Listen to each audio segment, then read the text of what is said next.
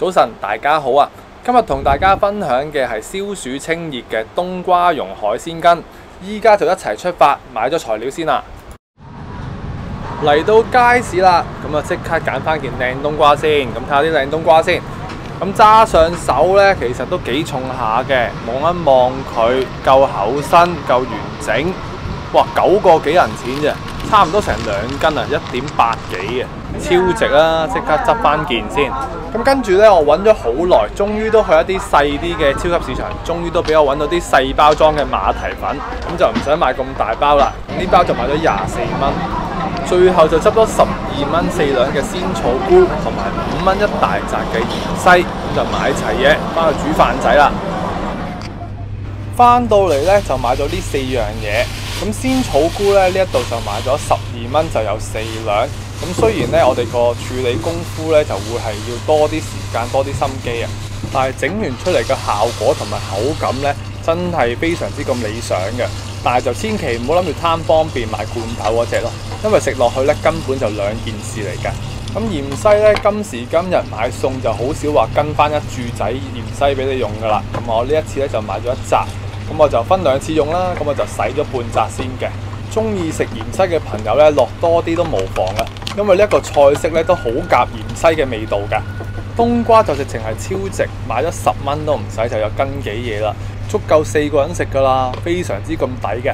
最後就買多包馬蹄粉，咁原因咧就係用馬蹄粉打出嚟嘅芡咧會比較上係幼滑一啲，同埋可以攞咗馬蹄嘅香甜味喺個底度。咁就更加健康有益，唔需要話落咁多糖啦。同埋馬蹄粉嘅功效咧，就未必人人都會認識嘅。咁佢嘅功效咧，就可以用嚟清熱、去濕、解毒同埋消暑用嘅。所以配合埋冬瓜一齊食用咧，咁就更加消暑啦。之後就準備多件金華火腿，咁我哋一陣先切佢啦，因為塊砧板咧都比較濕啊。咁我哋做晒啲濕嘅嘢先，跟住就輪到講故事嘅時候啦。咁呢一隻咧就係日本產嘅急凍帝王蟹啊！本身尋日買就諗住今日用嚟拆絲，做一個叫做冬蓉蟹羹嘅。咁就喺尋日放喺雪櫃度解凍到今日啦。咁點知一拆開咗、剪開咗個殼咧，就發現啲肉就溶爛變壞咗，仲要已經係喺一啲嘅大型超市度買，諗住穩陣啲，點知就瀨嘢啦！咁到最後咧就同阿經理交換翻現金，咁仲要唔好意思都冇句啊，搞到即刻心情一差少少，咁都冇辦法啦。咁就人生不如意嘅事真係10常8九啊！買急凍蟹都可以俾我撞咗啲臭蟹，冇辦法。咁就唯有落咗去街市買咗少少嘅海中蝦，咁就喺個雪櫃度炆咗少少嘅急凍帶子嚟用啦。咁到最後呢個蟹肉冬蓉羹呢，就改變咗成為一個蝦肉帶子冬蓉羹啦。咁就帝王蟹的故事講完之後咧，就講翻個畫面。芫茜咧就將佢全部切成段啦。咁我就會放翻幾條喺個面度嚟影相用嘅。咁如果係中意食芫茜嘅朋友咧，一水滾就可以落埋落去，一撈即起，咁就最好食啦。草菇咧，我哋就先落翻一啲嘅生粉，用翻隻牙刷輕手少少刷走佢表面上面嘅黑點。再檢查埋佢嘅底部咧，睇下有冇啲硬一啲嘅位置，就要咳一咳佢。咁我哋洗乾淨，到飛水嘅時候咧，再繼續講埋下半集。咁就輪到冬瓜啦。咁冬瓜我就會先將佢開邊，再去飛皮同埋去咗啲皮囊嘅。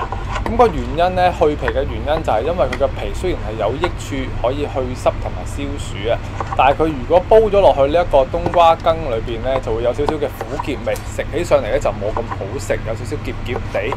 所以如果你想健康嘅，你咪連皮打用咯。咁如果你想好似好食啲嘅，咁咪好似我咁飛皮就可以啦。去完皮之後咧，就輪到成個菜式最辛苦嘅步驟啦。咁如果你想佢好食嘅話咧，我就建議你用翻手磨嘅方法嚟將啲冬瓜磨溶嘅，因為咁樣磨出嚟嘅冬瓜蓉咧，先至會起到一啲幼絲出嚟。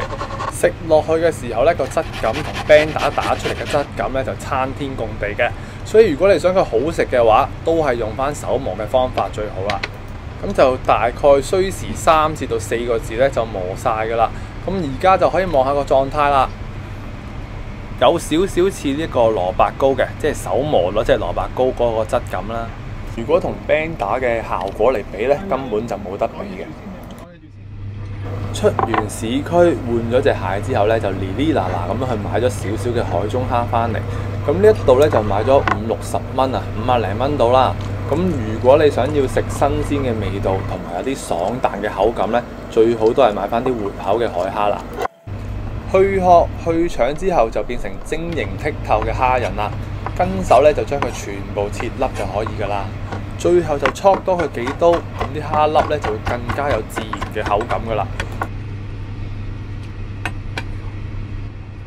出發之前咧，我就攤定咗幾粒帶子，咁就好彩咧，屋企就經常性會有一啲急凍帶子喺度睇門口嘅。如果唔係就有排等先有幾粒帶子啦。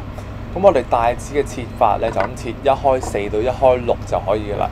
切得太過細粒嘅話咧，反而會食佢唔到嘅。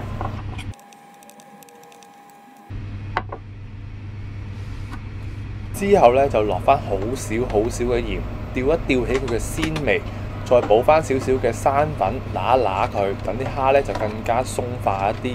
最後就落翻啲蛋白落去，咁啊撈一撈佢，醃5至到10分鐘到，咁佢就更加滑嫩啦。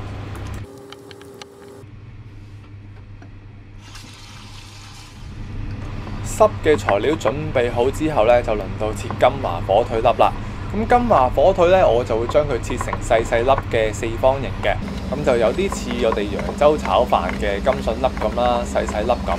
咁就最好就唔好切咁大粒，因為呢一個菜式咧，主要都係食一啲滑口嘅口感，但係又想保持翻丁咁多嘅咬口，所以咧就切得細粒就可以噶啦。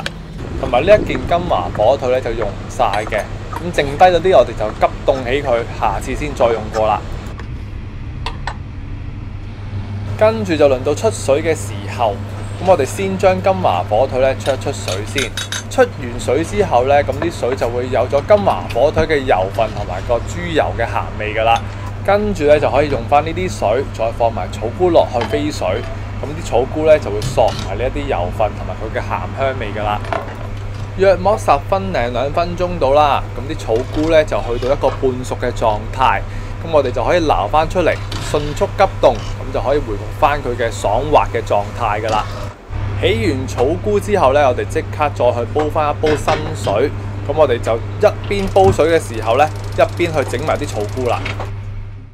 好啦，繼續整埋啲草菇先。咁如果我哋想啲草菇冇咗佢裏邊嘅腥味咧，就要一邊開個水喉啤住佢嘅時候咧，我哋就一邊猜佢，撳一撳佢裏邊嘅心，咁樣咧就可以將佢裏邊嘅腥味都逼埋出嚟，咁就會更加好味噶啦。跟手就將佢打翻個10字，咁啊即係對切再對切，開邊再開邊，咁樣咧食落去嘅時候咧就好爽滑噶啦。草菇仔都搞掂埋咧，又可以翻過嚟呢邊繼續去將啲蝦仔同埋帶子咧都出一出水。咁呢啲新鮮嘅海鮮啦，叫做咁就輕輕出佢10零20秒咧就可以噶啦。所有材料都準備好晒，咁就嚟到呢個最開心嘅時刻，即係全部抌晒落去，全部一次過煮嘅時候啦。咁呢個時候咧就落咗250毫升嘅雞湯落去，煎一煎個底味先。咁一包呢啲嘢咧就好鹹嘅，咁我就會兌翻250毫升水，咁即係1對1嘅份量啦。雞湯滾起咧就可以落埋冬瓜蓉啦、金華火腿粒啦，同埋呢個鮮草菇咧都放埋落去一次過煮啦。咁就直到再一次滾起嘅時候咧，就可以冚蓋，校翻一個細火煮多10分鐘，俾啲時間佢哋出味同埋融合埋一齊啦。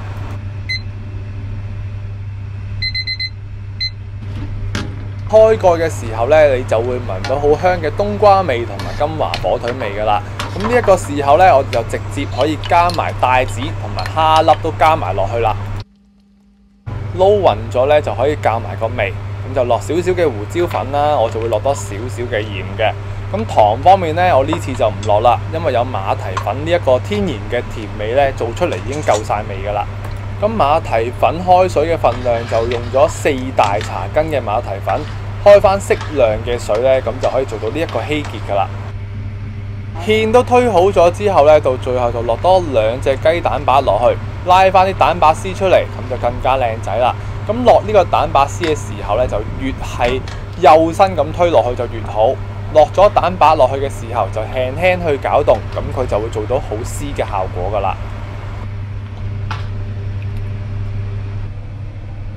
最後就落多少少嘅番西碎拌一拌碟，咁呢一啲呢，就係已經蒸熟咗嘅金華火腿蓉啦，咁啊灑些少落去呢，咁就會更加甘香噶啦。